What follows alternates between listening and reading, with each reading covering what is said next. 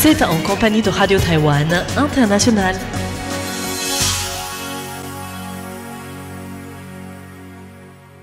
Vous écoutez Radio Taïwan International, diffusée depuis Taipei, Taïwan. Soyez les bienvenus. C'est François-Xavier Boulet pour vous accueillir et vous présenter le programme de ce lundi 30 juin.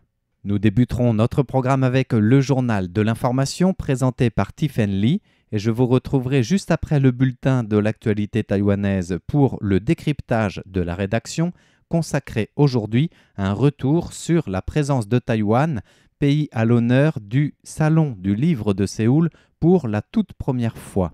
Ensuite, dans la partie thématique de notre programme, nous vous invitons à suivre l'émission Retour à la source de Meg Wang qui vous parlera du passage des hirondelles rustiques dans le sud de Taïwan. Et en fin de programme sur notre site internet, Thérèse Pan vous racontera la légende de la semaine dans Contes à rebours avec l'histoire d'un mandarin lettré et honnête confronté aux joies des noces et à la tristesse du décès le même jour. Je ne vous en dévoile pas plus, tout est à découvrir dans le programme complet de la rédaction de ce 30 juin qui débute tout de suite avec le journal présenté par Tiffen Lee et dont voici les principaux titres. Le chef de l'État évoque l'absence de Taïwan dans l'élaboration de la Constitution républicaine. La MAC établit le bilan de Hong Kong 28 ans après le retour du territoire au giron chinois. Plus de 70% des Américains soutiennent une intervention militaire en cas d'invasion chinoise à Taïwan. Les droits de douane réciproques américains menacent le plus les industries traditionnelles. Bonjour à toutes et à tous, bienvenue dans ce journal de l'information présenté par Tiffen Lee. Tout de suite, le développement des principales actualités de ce lundi 30 juin 2025. Le chef de l'État évoque l'absence de Taïwan dans l'élaboration de la Constitution républicaine. Le président Lai Ching-te a prononcé hier le troisième de ses 10 discours appelant à l'unité de la nation.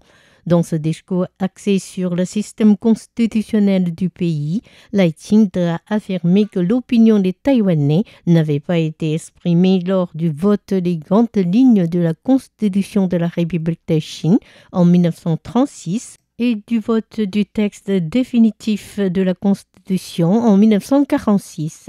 La députée Wang Yumin du parti KMT a contredit Lai Ching-te en montrant la liste des participants.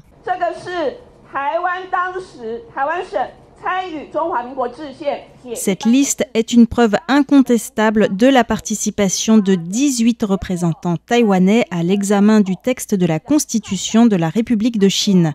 Le président Lai Ching-te a tenté de déformer l'histoire en affirmant que Taïwan était absent.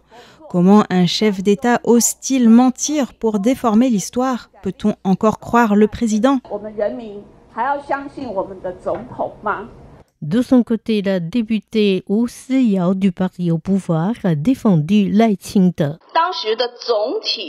À l'époque, l'Assemblée chargée de l'élaboration de la Constitution était composée de 2050 représentants, dont 18 Taïwanais désignés par le gouverneur de Taïwan, Chen Yi.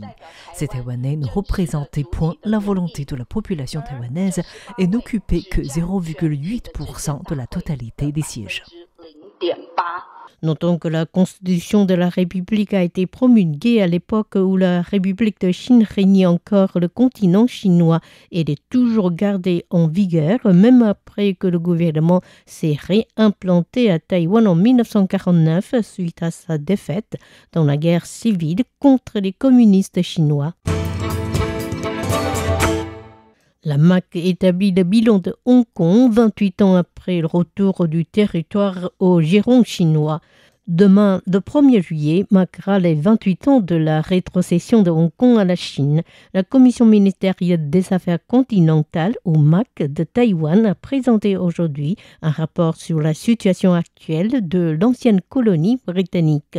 Selon le rapport, Hong Kong s'est considérablement dégradé dans divers aspects. Sur le plan politique, la promesse « un pays, deux systèmes » de Pékin n'a jamais été honorée. Au contraire, les Hongkongais ont largement perdu de leur autonomie malgré l'engagement de Pékin en faveur d'un Hong Kong gouverné par les Hongkongais. Désormais, non seulement le chef exécutif de Hong Kong doit être patriote aux yeux de Pékin, mais également des hommes d'affaires, des artistes et bien d'autres. Le rapport indique en outre que Pékin a la haute main sur l'enseignement de la région administrative spéciale qui doit être axée sur les doctrines du président Xi Jinping. Le pouvoir judiciaire a perdu, quant à lui, son indépendance face au pouvoir exécutif central. La presse et les dissidents sont muselés pour la stabilité sociale et la sécurité nationale.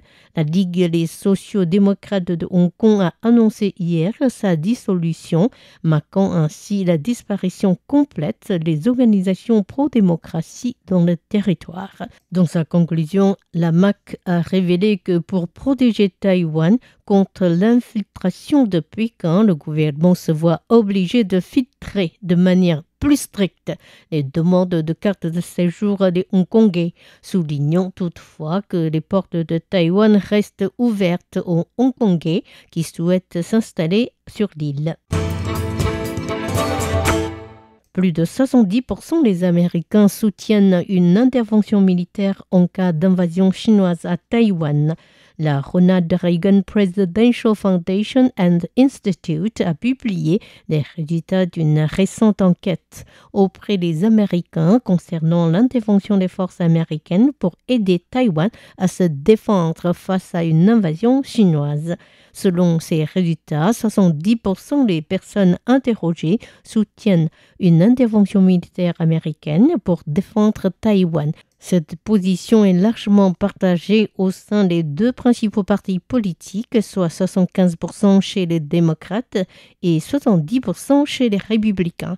Après avoir vu les raisons présentées pour défendre Taïwan, davantage de répondants se disent en faveur du soutien militaire américain, passant de 70% à 78%, soit 6 points de plus chez les démocrates et 10 points de plus chez les républicains. Parmi les raisons présentées, celle du rôle primordial de Taïwan dans la production de semi-conducteurs est la plus souvent invoquée, suivie immédiatement d'une autre soulignant que l'appui américain est crucial pour la sécurité des alliés américains dans la région, tels que le Japon, la Corée du Sud et les Philippines.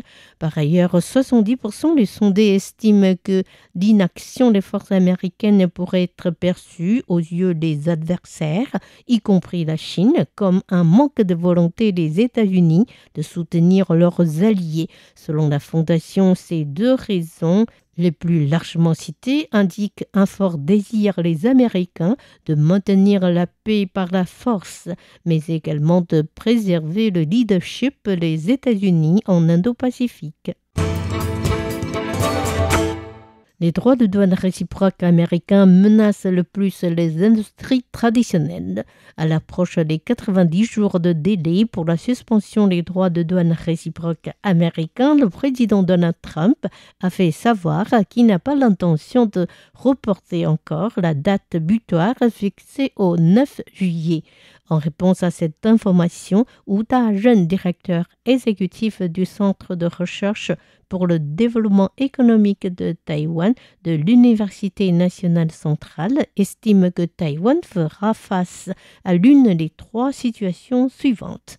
Premièrement, le maintien du tarif actuel de 32%. Deuxièmement, un report d'un mois supplémentaire pour terminer les négociations en cours. Ou troisièmement, un tarif fixé entre 20 et 25%. Selon le directeur des industries traditionnelles, qui ne réalisent qu'un bénéfice inférieur à 20% dans leurs affaires, seront les plus affectés.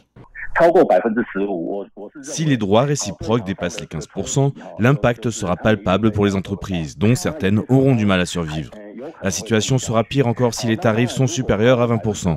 Un taux de 10% serait un scénario optimiste auquel on peut s'attendre. Entre 15 et 20%, ce serait trop juste. Au-dessus des 20%, le recul des exportations pourrait dépasser toute imagination. L'économiste pense qu'en dépit de l'excédent commercial considérable dont jouit Taïwan dans son commerce avec les États-Unis, l'île pourrait éviter le pire scénario au vu de l'attitude coopérative du géant des semi-conducteurs taïwanais TSMC vis-à-vis de la politique de Washington. Toutefois, le directeur a ajouté qu'il faudra voir encore les tarifs douaniers que Washington accordera aux pays concurrents de Taïwan, notamment la Corée du Sud. Le dollar taïwanais enregistre la plus forte hausse parmi les monnaies asiatiques. La semaine dernière, la monnaie taïwanaise a poursuivi son appréciation sur le marché de change, franchissant par moment la barre symbolique de 28 et quelques dollars taïwanais contre un dollar américain, avant de redescendre à 29 dollars à la clôture du marché vendredi dernier. Les statistiques de la Banque centrale de Taïwan indiquent que depuis début 2025, la monnaie taïwanaise a connu une appréciation de 12,34% par rapport au billet vert, surpassant sensiblement des autres principales monnaies asiatiques comme le won sud-coréen 8,38%, le yen japonais 8,13%, le dollar singapourien 6,6% ou encore le yuan chinois 1,81%.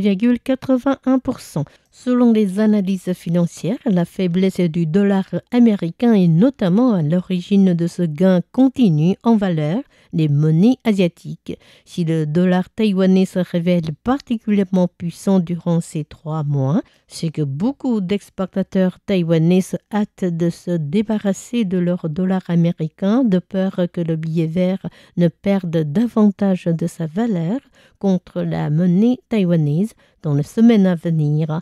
Par ailleurs, la fin de trimestre est souvent une période de liquidation des devises étrangères.